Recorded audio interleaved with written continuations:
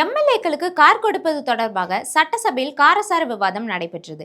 திமுக உறுப்பினர்கள் 59 பேருக்கும் கார் வேண்டாம் என்று எதிர்க்கட்சி தலைவர் உதயநிதி கூற, அதற்கு அமைச்சர் ஆதவ் அர்ஜுனா பதிலடி கொடுத்தார். கார் கொடுப்பது ஆடம்பரம் இல்லை, அத்தியாவசியம் என்று குறிப்பிட்ட அவர், தேவைப்படுவோருக்கு மட்டுமே கார் கொடுக்கப்படும் என்று விளக்கம் அளித்தார்.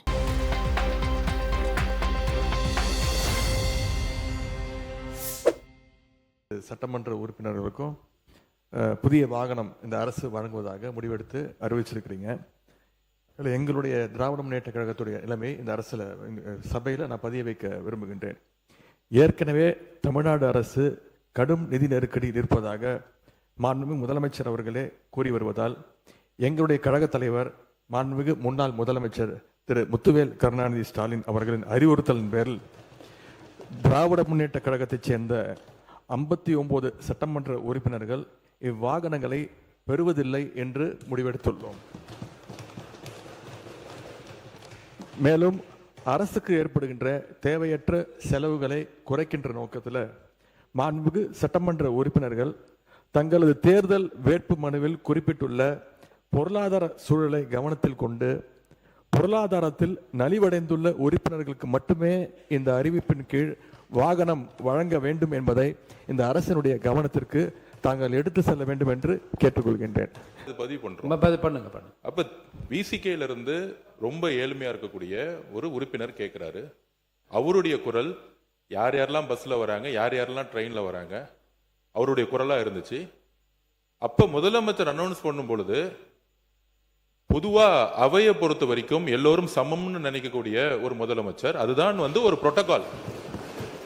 அப்ப எங்க பொதுச்செயலாளர்கிட்ட கார் இருக்கு, என்கிட்ட கார் இருக்கு, இங்க இருக்கக்கூடிய எல்லாருக்கும் கார் இருக்கு. நாங்க போய் சட்டமன்ற உறுப்பினர் கார் வேணும்னு கேட்க போறது இல்லை. இது ஒரு அடிப்படையா இருக்கவங்களுக்கு புரிதல் இருக்கும். அரசியலா நினைச்சாதான் இது அரசியல். எங்க ஏழ்மையா இருக்காங்களோ அவங்க விண்ணப்பத்தை கொடுப்பாங்க. இது சட்டமன்ற உறுப்பினர்களுடைய ஒரு உரிமையா மாற்றப்பட்டு தமிழக வெற்றி கழகத்தில் யார் யாருக்கெல்லாம் கார் இருக்காங்களோ நாங்க யாருமே கார் கேட்க போறது இல்லை. இதுதான் எங்களோட நிலைப்பாடும். இதுதான் எங்களோட நிலைப்பாடும். எங்க கிட்ட 2-3 கார் இருக்கு, நாங்க போய் சட்டமன்ற உறுப்பினர் கார் கேட்க போறது இல்ல.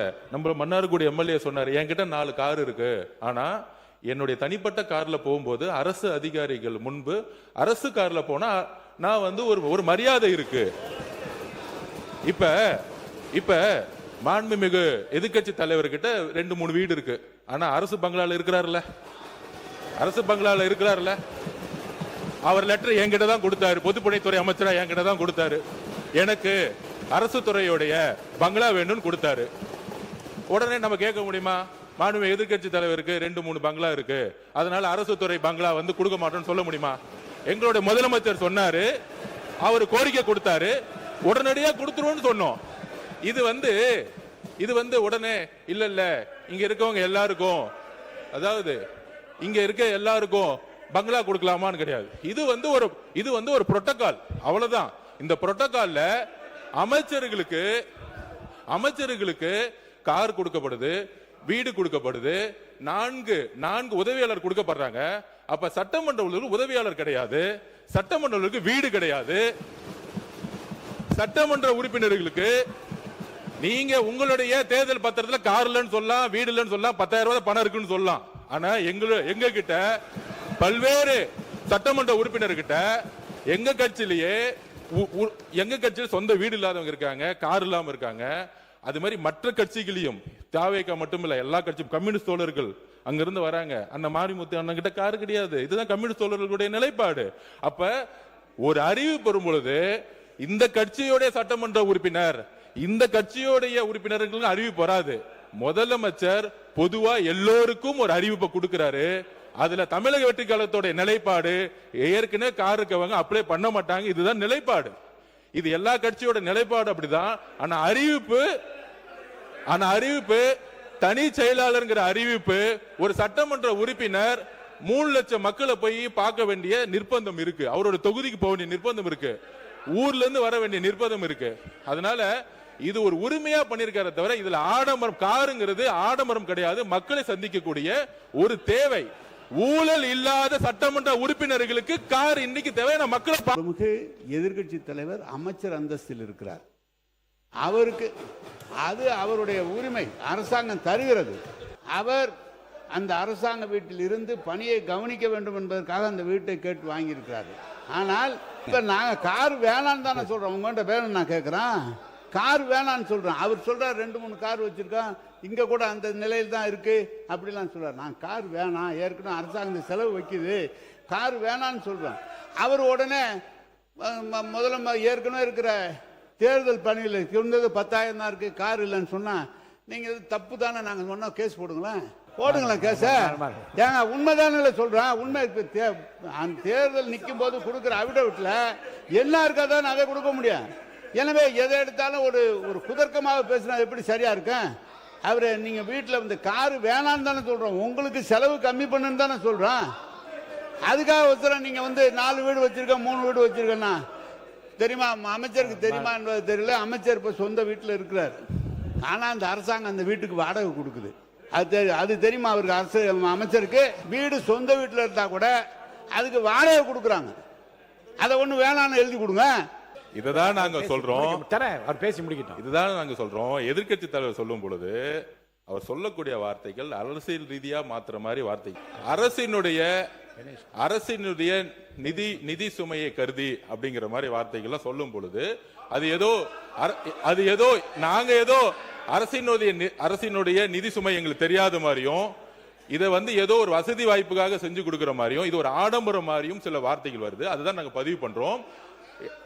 அமைச்சர்களுக்கு எந்த உரிமை இருக்கிறதோ, ஒரு அமைச்சருக்கு வந்து ஒரு காரும் 4 தனிச் செயலர்களும் ஒரு பங்களாவும் ஒரு உரிமை இருக்கிறோம். அதை நாங்க வந்து எதுவுமே தவறுன்னு சொல்லல. அந்த இடத்துல தான் மக்களை சந்திக்க முடியும். தனிப்பட்ட வீடோட ஒரு பங்களா கொடுக்கறதுன்னா மக்கள் ஒரு நாளைக்கு 500 பேர் 1000 பேர் வரும்போது நம்ம மக்களை சந்திக்கிறோம். அதே மாதிரி சட்டமன்ற உறுப்பினர்களுக்கும் கடமையும் பொறுப்பும் இருக்கிறது. அதுக்கு தான் நாங்க பதிவு பண்றோம். இது ஆடம்பரம் அல்ல, இது அவங்களுடைய வேதனை. அதுதான் நான் சொல்ல வரோம். அதாவது நம்மளுடைய என்ன சொல்றது, தேர்தல் இதுல வந்து 10,000 ரூபாய் இருக்குன்னு சொல்லிட்டு ரேஞ்ச் ரோவர் கார்ல போகக்கூடிய அமைச்சர்கள் இங்க கிடையாது. எங்களுடைய தேர்தல் அறிக்கையில எங்களுடைய நாமினேஷன்ல என்ன இருக்கோ, அதுதான் நாங்க வந்து பதிவு பண்றோம். நாங்க ஆக்சுவலா சில வார்த்தைகளை வந்து என்னன்னு தெரியல. இன்னைக்கு எதிர்க்கட்சி தலைவர் காலையிலிருந்து வந்து ஆளுங்கட்சியை வந்து ஒம்பளுக்கக்கூடிய வார்த்தைகளாவே பேசிட்டு இருக்காரு. மாண்புமிகு பேரவை தலைவர்களே, சுருக்கமா சொல்லுங்க. சில சட்டமன்ற உறுப்பினர்கள் கார் வேண்டும் என்று முதலமைச்சர் கோரிக்கை வச்சாங்க. ஆமா, முதலமைச்சர் அறிவிச்சிருக்காங்க. ஆமா. ஆகவே இல்லாதவங்க கொடுக்க வேணும்னு சொல்ல, எங்களை பொறுத்தவரை கார் தேவையில்லை என்பது எங்களுடைய நிலைப்பாடு என்பதை தெரிவித்துக் ஒரு சட்டமன்ற உறுப்பினருக்கு மக்கள் பணி செய்வது என்பது மிக அவசியமான ஒன்றுதான். அவர்களுக்கு கார் என்பது ரொம்ப முக்கியமான விஷயம். ஏன்னா கார் வந்து அனைத்து கிராமங்களுக்கும் சென்றடைவதற்கும், இப்ப என்னுடைய தொகுதியெல்லாம் எடுத்துட்டீங்கன்னா 330 ஊராட்சிகள் கிட்ட இருக்கு. அதெல்லாம் போய் பார்க்கணும்னா பொருளாதாரத்துல பின்தங்கிய சட்டமன்ற உறுப்பினர்களுக்கு கார் என்பது ரொம்ப அவசியம்தான். இப்ப என்கிட்ட எல்லாம் கார் இருக்கு, இப்ப எனக்கெல்லாம் கேட்டீங்கன்னா கார் தேவையில்லை. அப்ப எங்களுடைய விருப்பத்தையும் கேட்டு, எங்க கட்சியிலே 2 பேருக்கு வந்து உண்மையிலேயே பொருளாதாரத்தில் பின்தங்கியவர்கள் இருக்கிறாங்க. மற்ற கட்சி உறுப்பினர்கள் நான் போன வாட்டி அங்க கேட்ட போது கூட 2ஆம் முறை சட்டமன்ற உறுப்பினராக இருப்பவர்கள் கூட பொருளாதாரத்தில் பின்தங்கியவர்கள் இருக்கிறாங்க. அப்ப பொருளாதாரத்தில் பின்தங்கி இருப்பவர்களுக்கு யாருக்கு உண்மையிலேயே கார் தேவையோ அவர்களுக்கு வழங்கலாம் என்பதுதான் எங்களுடைய கருத்து. எங்களுடைய தலைவர் இதை அரசியல் செய்வதற்காக கிடையாது. இந்த அரசு பொறுப்பேற்ற முதல் நாள்லேருந்து சொல்வது கஜானாவை தொடச்சி வச்சுட்டு போயிட்டாங்க, கஜானாவில் பணம் இல்லை என்பதுதான் தொடர்ந்து இவங்க வச்சிருக்கக்கூடிய குற்றச்சாட்டு. அது மட்டும் இல்லை, இவங்களோட தேர்தல் பிரச்சாரத்தில் இப்போ இருக்கக்கூடிய அமைச்சர்கள், சட்டமன்ற உறுப்பினர்கள், அவங்க இயக்கத்தை சேர்ந்தவங்க நிறைய பேர் சொல்லியிருக்கிறாங்க, தொடர்ந்து இலவசமாக கொடுக்குறீங்க, எல்லாத்தையும் இலவசமாக கொடுக்குறீங்கன்னு இவங்க குற்றம் சாட்டிட்டு இன்னைக்கு காரை இலவசமாக நீங்கள் கொடுக்குறீங்க. அது உங்க முதலமைச்சருடைய உரிமை. எங்களுக்கு கார் தேவையில்லை, எங்களுடைய திராவிட முன்னேற்ற கழக உறுப்பினருக்கு கார் தேவையில்லை. யார் யாருக்கு கார் வேணுமோ நீங்கள் வாங்கிக்கோங்க. எங்களுடைய வேண்டுகோள் என்னன்னா, வேட்புமனு தாக்கல்ல நீங்க அஃபிடவிட்ல ஃபைல் பண்ணிருப்பீங்க, யார் யாருக்கு கார் இல்லை, எவ்வளவு சொத்து இருக்கு அப்படின்னு சொல்லியிருப்பீங்க.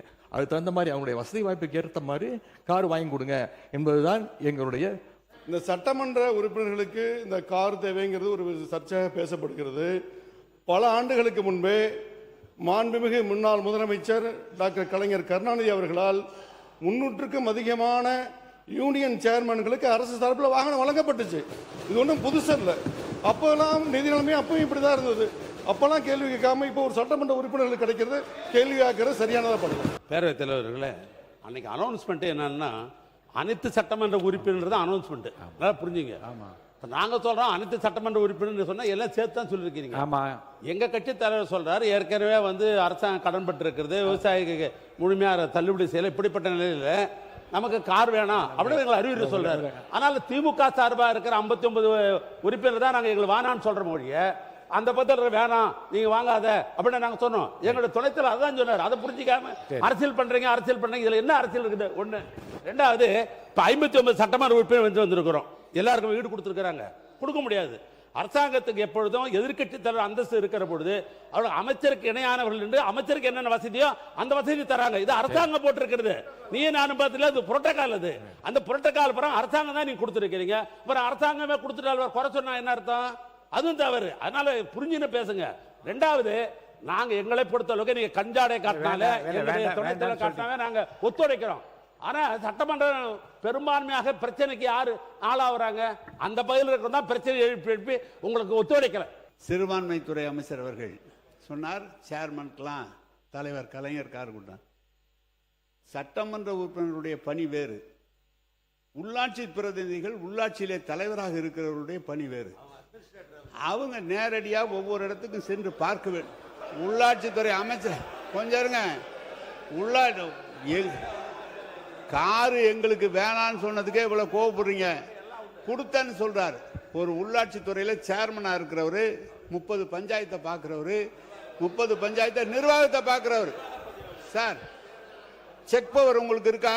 சட்டமன்ற உறுப்பினர் செக் பவர் இருக்கா? உள்ளாட்சி பிரதிநிதி தலைவருக்கு செக் பவர் உண்டு. எனவே நீங்க உள்ளாட்சி தலைவர் கொடுக்குறோம். மாண்புமிகு பேரவைத் தலைவர்களே, மாண்புமிகு மூத்த உறுப்பினர் கேட்டாரு சட்டமன்ற உறுப்பினர் செக் பவர் இருக்கான்னு அப்படின்னு. செக் பவர் இல்ல, ஒத்துக்கிறோம்.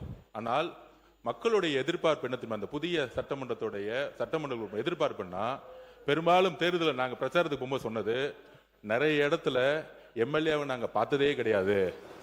எம்எல்ஏ ஓட்டு கேட்கும் போது வந்தாரு, அதுக்கப்புறம் வரவே இல்லை. மழை வரும்போது வரல, எங்க குறைய கேட்க வரல.